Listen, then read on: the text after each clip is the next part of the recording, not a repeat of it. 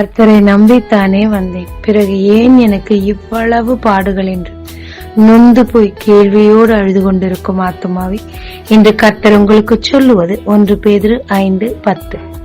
கொஞ்ச காலம் பாட அனுபவிக்கிற உங்களை சீர்படுத்தி, ஸ்திரப்படுத்தி, பலப்படுத்தி நிலைநிறுத்துவாராக. பேதுரு இயேசுவால் மெச்சிக்கொள்ளப்பட்டு அநேக வாக்கு தத்தங்களை பெற்றவர்.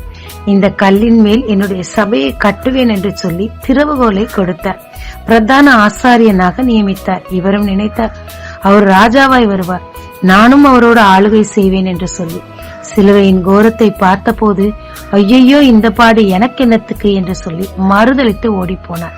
கர்த்தர் அவரை விடவில்லை, தேடி போய் தன்னுடைய அன்பை அவருக்கு வெளிப்படுத்தி அவரை சீர்படுத்தினார், சிறப்படுத்தினார். அப்போஸ்தலர் 2 மூலமாக பரிசுத்தாவில் அவரை பலப்படுத்தினார். கடைசியாக நிலைநிறுத்தப்பட்டார். எப்படி? எந்த சிலுவையை பார்த்து ஓடினாரோ அந்த சிலுவைக்கு தன்னை முற்றிலும் ஒப்புக் கொடுத்தார். அவரை போல அறைய நான் தகுதியற்றவன், என்னை தலைகீழாய் அறையுங்கள் என்று சொல்லி தன்னை மரணத்திற்கு அவ்வளவாய் ஒப்புக் கொடுத்தார். கர்த்தரும் இவர் மூலம் அநேக ஆயிரங்களை ரட்சித்துக் கொண்டார். ஆமாங்க, நம்ம கூட ஒரு சீர் இல்லாம தடுமாறும் இருதயத்தோடு இருப்போங்க. ஒரு நேரம் கர்த்தருக்காக எழும்பி அதை செய்யணும் இதை செய்யணும்னு, இன்னொரு நேரம் ஐயோ என்னால முடியாது, எனக்கு எதுக்கு இந்த பாடு அப்படின்னு சொல்லி ஓடி போவோம்.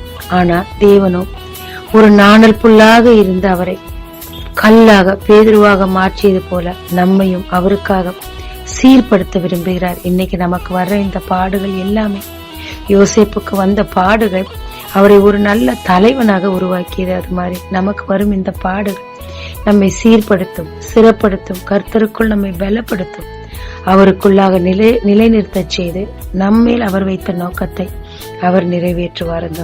அதனால இந்த பாடுகளை கொஞ்சம் பொறுத்துக்கோங்க, எல்லாமே மாறும், எல்லாமே மகிமையாய் மாறும். உங்களையும் கர்த்தர் புகழ்ச்சியோடு கீர்த்தியோடு வைப்பாருங்க. ஜெபிக்கலாமாங்க. தேவரீர், இப்போது படும் பாடுகள் இனிமேல் வரும் மகிமைக்கு ஒப்பானது அல்ல என்று சொன்னீரே. என் பாடுகளில் நான் பொறுமையாயிருக்க உதவி செய்யும்.